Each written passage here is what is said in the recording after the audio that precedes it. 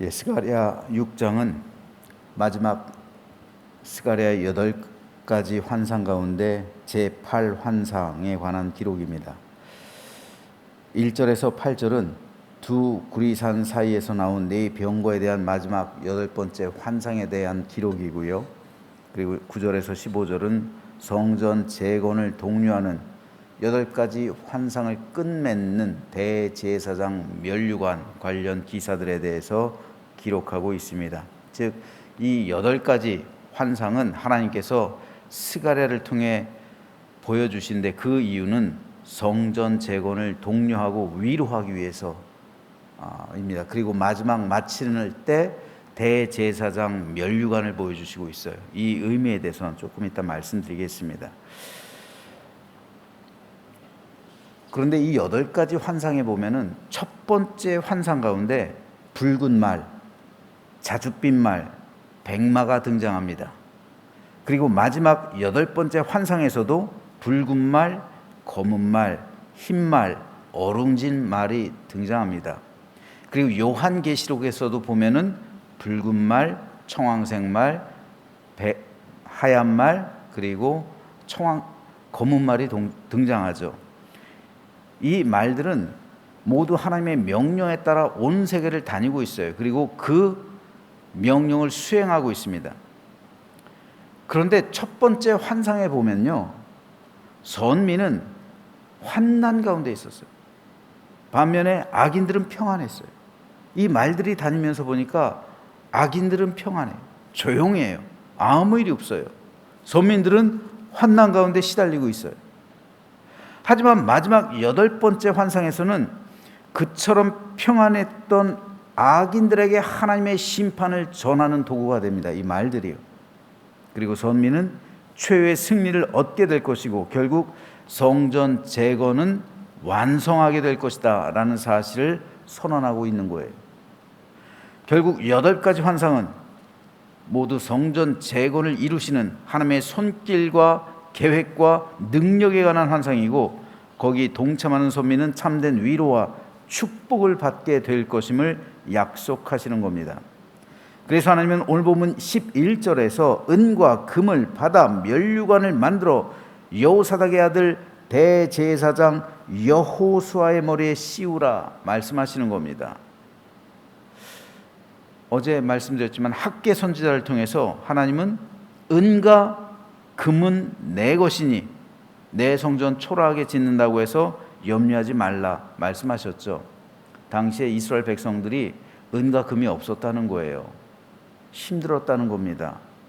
그래서 어쩔 수 없이 초라하게 지을 수밖에 없는 거예요.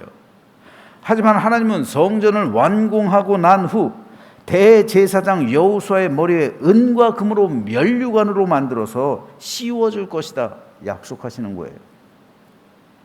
금이 없고 은이 없어서 초라하게 하나님께 성전을 지었는데 하나님의 성전을 지었는데 하나님께서는 도리어 대제사장 여호수아에게 수고했다 위로하시며 은과 금으로 된 면류관을 만들어서 씌워주겠다는 거예요. 원래 대제사장의 관은 세마포예요.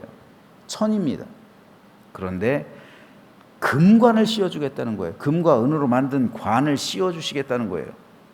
이거는 영화로움입니다. 그들의 삶을 영화롭게 할 것이다. 대제사장은 이스라엘 민족 선민을 예표하는 것, 대표하는 거잖아요. 다시 말해서 하나님의 백성을 영화롭게 할 것이고 내가 그들에게 반드시 복을 줄 것이고 형통하게 할 것이고 그들을 영화롭게 할 것이라는 약속의 말씀을 주시는 겁니다. 1000번제를 드린 솔로몬에게 하나님이 나타나셨을 때 솔로몬이 하나님께 뭘 구했습니까? 듣는 마음을 주십시오 라고 구하죠. 위로는 하나님의 음성을 듣게 하시고 아래로는 백성들의 음성을 듣게 하셔서 이 백성들을 올바로 인도하게 해달라는, 하나님의 음성을 듣고 백성의 신음소리를 들어서 백성들 하나님의 뜻대로 인도하게 해달라는 이 말을 하나님께서 들었을 때 하나님의 마음을 기쁘게 했어요. 그래서 하나님은 솔로몬이 구하지 않았던 모든 부귀 영화까지도 솔로몬에게 주셨죠. 예수님 역시 먼저 그의 나라와 그의 의를 구하라, 그리하면 이 모든 것을 너희에게 더하실 것이다 약속하셨죠.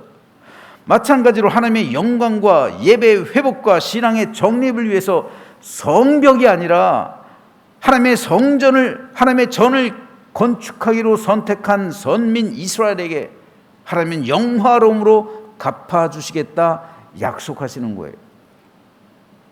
먼저 그의 나라와 그의 의를 구했더니 구하지 않은 모든 영화로움까지도 하나님께서는 이스라엘 민족에게 채워주실 것이고 그들을 영화롭게 할 것이다 보여주시는 거예요. 그래서 은과 금으로 만든 면류관을 대제사장 여호수아의 머리에 씌워주는 환상을 보여주고 있는 겁니다. 하나님의 백성이 이처럼 하나님을 기쁘게 할 때 하나님은 도리어 하나님의 백성을 영화롭게 해요. 이거 굉장히 중요합니다. 많은 성도가 자기의 영화로움을 위해 기도하고 있어요. 그런데 여러분 생각해 보세요. 하나님과 상관없는 영화로움이라면 그것이 우리 영혼에 무슨 이익이 있을까요? 하나님과 상관없는 영화로움은 우리를 타락시키는 거예요. 그러므로 하나님께서 허락하시는 영화로움만이 우리 삶의 유익이 되는 겁니다. 하나님을 벗어난 영화로움, 하나님의 계획이 없는 번영, 하나님과 전혀 상관없는 성공, 형통, 이것은 우리를 타락으로 이끄는 거예요. 이런 거는 구하면 안 됩니다. 하나님께서 허락해 주시는 영화로움, 하나님께서 준비해 주시고 하나님께서 선물해 주시는 그러한 형통과 성공과 그러한 번영만이 우리 삶의 유익이 되는 거예요. 하나님께서 주시는 것만이 우리 영혼을 위한 거룩하고 아름다운 재료가 된다는 말입니다. 그렇다면 우리는 어떻게 해야 하나님께서 허락하시는 영화로움을 받을 수 있을까요? 어떤 사람에게 하나님은 형통과 성공과 번영과 그리고 이 세상에서 하나님께서 예비하신 그러한 영광의 면류관과 같은 영화로움을 주실까요? 바로 하나님을 기쁘게 하면 되는 거예요.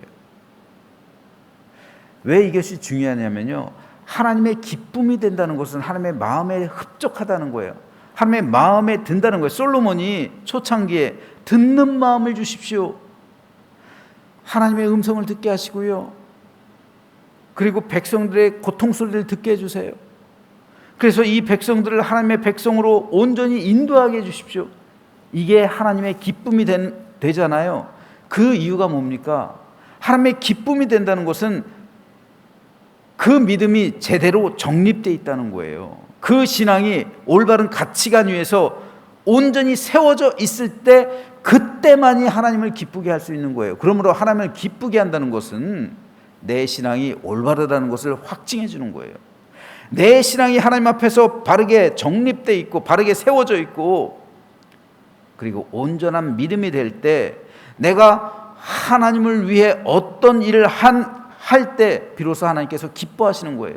내 믿음이 세워져 있지 않은 상태에서 아무리 충성하고 봉사한다 할지라도 그것은 하나님과 상관없는 것일 수가 있어요. 인간적인 열심은 하나님을 기쁘게 하는 게 아니에요. 세속적인 방법을 동원한 그러한 열정은 하나님을 기쁘시게 하는 게 아니란 말입니다. 솔로몬처럼, 스룹바벨처럼요, 대제사장 여호수아처럼 성벽 건설하는 것이 아니라 우리의 안전을 위해서 성벽을 건설해야 합니다. 상식적이잖아요. 그런데 그 난공불락이었던 성읍 예루살렘의 성벽이 무너진 것은 성벽 때문이 아니라 우리 신앙이 타락했기 때문입니다. 그래서 여호와 하나님에 대한 우리 믿음을 정립해야 되고 그렇기 때문에 성전을 짓는 것이 더 중요하다라고 판단한 스룹바벨과 대제사장 여호수아처럼 이렇게 하나님의 마음을 흡족하게 하고 하나님을 기쁘게 하면 그들에게 없었던, 그들이 없어서 초라하게 지었던, 그래서 은과 금이 없음을 하나님께서 말씀하셨는데 결국 은과 금으로 된 면류관을 주겠다 하나님께서는 약속하시는 거예요. 이 사실을 구체적으로 말씀하고 있는 구절이 바로 오늘 본문 8절입니다. 그가 내게 외쳐 말하여 이르되 북쪽으로 나간 자들이 북쪽에서 내 영을 쉬게 하였느니라 하더라. 하나님은 북쪽으로 나간 자들 누굽니까? 천사들이잖아요. 즉 하나님의 명령에 따라 북쪽으로 나간 천사들이 하나님께 맡기신 일을 완수했어요. 북쪽으로 나간 천사들 누굽니까? 백마도 나가고요, 검은 말도 나가잖아요.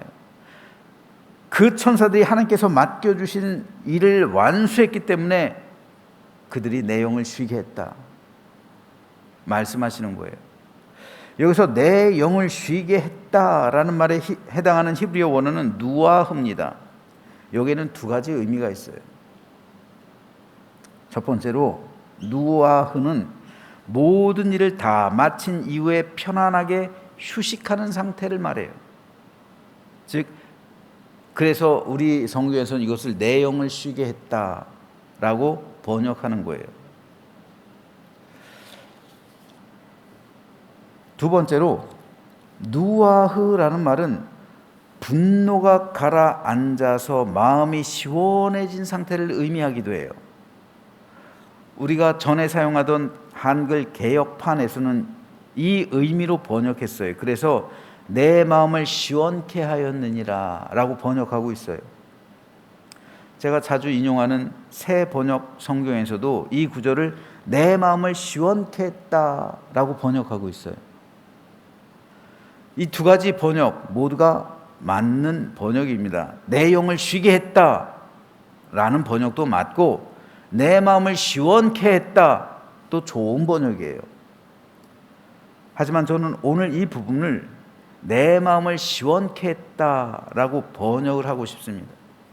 이게 약간 더 의미상 더 부드럽지 않을까, 더 맞지 않을까, 그런 생각입니다. 왜냐하면 하나님의 마음을 시원하게 하는 사람, 그 사람이 바로 하나님을 기쁘게 하는 사람이기 때문입니다.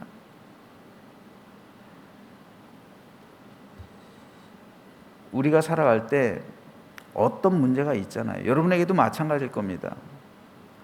어떤 문제가 여러분의 삶 가운데 생겼을 때 그 문제를 불러 일으키는 사람이 있잖아요. 그래서 여러분 마음에 분노를 집어넣는 사람이 있죠. 반면에 그 문제를 해결해 주는 사람이 있어요. 그래서 여러분의 마음을 시원하게 해주는 사람이 있어요. 그래서 마음에 쉼을 얻게 해주는 사람이 있어요. 그렇다면 여러분은 누굴 축복하시겠어요? 내 삶에 문제를 불러 일으킨 그 사람에게 축복을 주시겠어요? 아니잖아요. 내 마음을 시원하게 한 사람, 문제를 해결해 준 사람, 그리고 나에게 쉼을 준 사람, 그 사람에게 축복하는 거예요. 그 사람을 축복해 주는 거예요. 하나님 역시 마찬가지라는 말이에요. 하나님에 대해서 문제를 일으키고 하나님 마음에 근심을 가져오는 성도가 있는 반면에 그 문제를 해결해서 하나님의 마음을 시원하게 하는 성도 역시 있다는 말입니다. 그렇다면 하나님께서 누구에게 복을 주시겠어요? 하나님의 마음을 시원하게 하는 성도예요. 그가 바로 하나님을 기쁘게 하는 사람이고 하나님은 영화로움으로 그에게 갚아 주신다는 말이에요. 그러므로 성도는 내가 어떻게 복과 형통을 얻을 것인가를 고민하는 것이 아니라 내가 어떻게 해야 하나님의 마음을 시원하게 하고 하나님을 기쁘시게 할까를 놓고서 고민을 해야 돼요. 우린 이런 고민을 해야 돼요. 내가 어떻게 세상에서 복을 받을까? 내가 어떻게 해서 세상에서 성공할까? 내가 어떻게 형통할까? 이건 세상 사람들도 똑같이 하는 고민들이잖아요.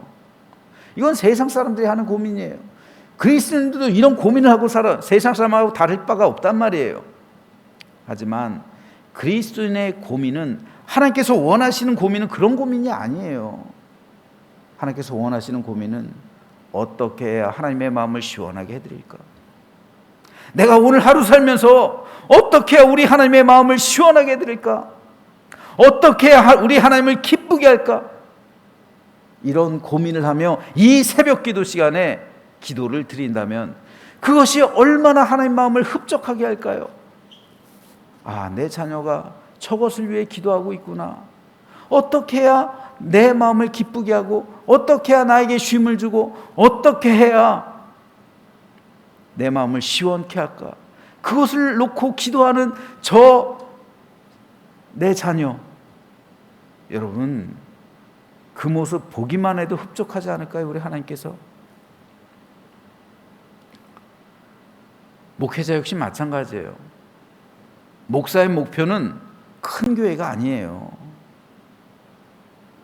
하나님께서 큰 교회 하라고 목사를 불러주셨을까요? 물론 달란트가 있어요. 큰 교회의 사명이 있겠죠. 하지만 목사의 목표가 그건 아닙니다. 그런데 대부분 목사들은 그걸 목표로 하고 있어요. 목사의 목표는 그거는 하나님께서 하실 일이고 하나님의 마음을 기쁘게 하는 거예요. 성도의 목표 역시 동일합니다. 하나님의 마음을 시원하게 해드리는 거예요. 그렇게 우리가 살아간다면 하나님께서 내가 구하지 않은 것까지 모두 더하여 주시고 나를 영화롭게 해주신다는 말이에요. 그래서 내가 구하지도 않았는데, 이스라엘 민족이 구했어요? 구하지도 않았는데 은과 금으로 만든 면류관을 씌워주신다 약속하시는 거잖아요. 많은 성도가 나의 영화, 성공, 형통, 축복을 위해서 기도하고 있습니다. 하지만 정작 하나님 마음을 시원하게 해달라는 그런 사람이 내가 되게 해주십시오. 하나님의 기쁨을 위해 살아가게 해주십시오. 그런 기도는 잘 하지 않아요. 나의 영광을 위해서는 기도하는데 내가 하나님의 기쁨이 되는 존재가 되게 해달라는 기도는 거의 하지 않습니다. 우리 기도 방향이 잘못됐단 말이에요. 그러므로 저 여러분 모두가 이제부터 하나님의 기쁨이 되고 하나님의 마음을 시원하게 하는 사람이 되기를 소망합니다. 그러면 하나님께서 대제사장 여호수아에게 은과 금으로 된 면류관을 씌워주신 것처럼 우리가 구하지 않아도 너희에게 있어야 할 모든 것들을 알고 하나님께서 알아서 모든 것을 예비하시고 준비하셔서 하나님께서 허락해 주시는 영화로움으로 우리 삶을 채워주시는 거예요. 그렇게 채움받아야 우리가 타락하지 않는 거예요. 그렇게 채움받지 않고 세상적인 방법을 동원해서 내가 영화롭게 되면 내 믿음 타락해 가는 거예요. 중세 기독교가 그래서 타락한 거고요. 현대도 동일합니다. 그러므로 저와 여러분 모두 이제부터 하나님의 기쁨을 위해 살아가고 하나님의 마음을 시원하게 해드리는 존재가 되어서 하나님께 영광이 되고 찬송이 되며 그리고 하나님께서 허락해 주신 샬롬의 은총을 누리며 하루하루 살아가는 우리 모두가 되시기를 주님의 이름으로 축원합니다.